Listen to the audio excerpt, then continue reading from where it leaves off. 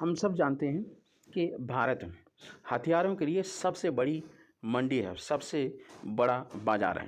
अब जब सबसे बड़ा बाज़ार है तो कौन नहीं चाहेगा कि सबसे बड़े बाज़ार में अपने हथियारों की नुमाइश हो। तो इसी के चलते भारत के साथ मिलकर हथियार बनाने के लिए होड़ मची हुई है और अमेरिका और रूस आए दिन, है ना, कोई ना कोई ऑफ़र देते रहते हैं। अब देखते हैं कौन कौन सी चीज़ें आजकल हो रही हैं। अमेरिका और रूस में भारत को हथियार देने की होड़ मची हुई है। यही कारण है कि दोनों देश भारत के साथ हथियार उत्पादन प्रोडक्शन की संभावनाओं को भी तलाश रहे हैं। अमेरिका ने हाल ही में भारत को स्ट्राइकर आर्मर्ड फाइटिंग व्हीकल का ऑफर दिया था। इसके बाद अब रूस के साथ लड़ाकू विमानों के हथियारों के उत्पादन पर बातचीत कर रहे हैं। रूस और अमेरिका हथियार इसलिए बनाना चाहते हैं क्योंकि भारत सबसे बड़ी मार्केट है ना, हथियारों की। और जब हथियारों की मार्केट है तो इसलिए अमेरिका भारत के साथ 2+2 वार्ता करता है और रूस भी भारत के साथ 2+2 वार्ता करता है। हालांकि चाइना का भारत के साथ बॉर्डर लगता है, इसलिए कॉन्फ्लिक्ट ज़्यादा है।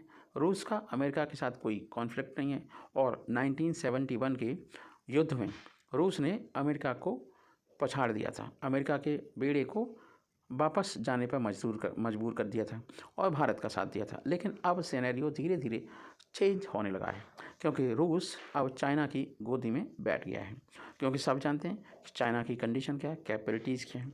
तो इसी चीज़ को हम डिस्कस करते हैं।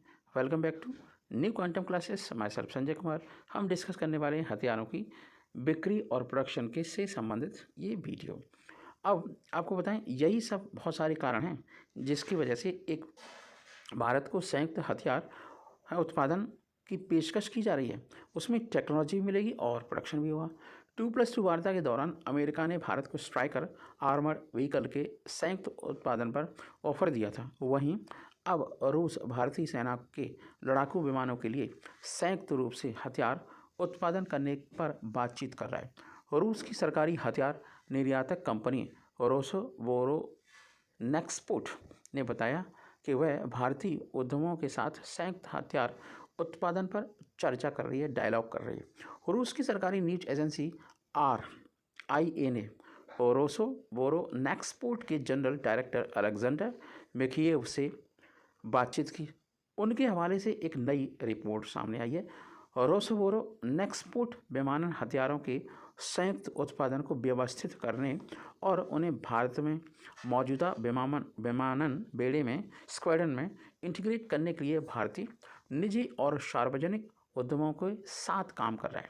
उन्होंने यह नहीं बताया कि संयुक्त उत्पादन वाले हथियारों को कौन से विमानों पर तैनात किया जाएगा। आपको बता दें कि जो हथियार लगाए जाएंगे वो हमारे देश में यूज होने वाले फाइटर जेट्स उनमें लगाए जाएंगे। भारतीय रक्षा आयात में लगभग 45% रूस की भागीदारी रहती है। अलेक्जेंडर मिखीव ने भारत की सरकारी और निजी कंपनियों की अभी तक नाम नहीं बताए जिनके साथ रोसोवोरोनेक्सपोर्ट बातचीत कर रहा है।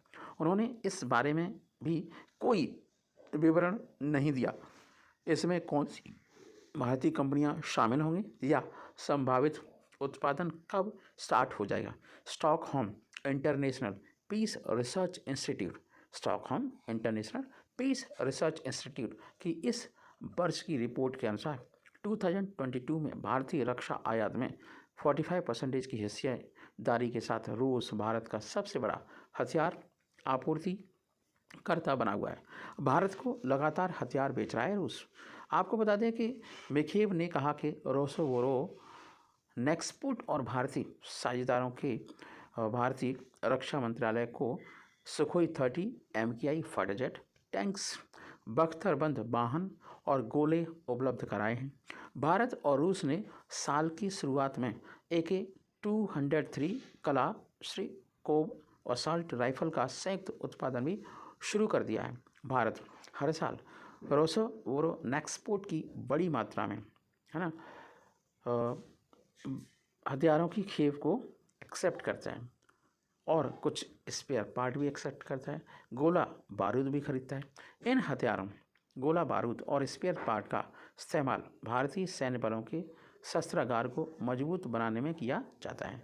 इन रूसी विमानों का इस्तेमाल आजकल हमारे देश में हो रहा है और अब से नहीं हो रहा। 1971 के युद्ध में भी MiG-21 लड़ाकू विमान जो रूस से खरीदे गए थे, ये भारतीय वायुसेना के पहले सुपर लड़ाकू विमान रहे थे, जिन्होंने 1971 के युद्ध में जबरदस्त रण कौशल दिखाया था। भारतीय वायुसेना बड़ी संख्या में रूसी लड़ाकू विमानों का इस्तेमाल करती आई है। इनमें से सबसे प्रमुख हैं सुखोई Su-30 MKI। और ये आपको बता दें कि इस विमान को भारतीय सेना का बैकबोन भी माना जाता है।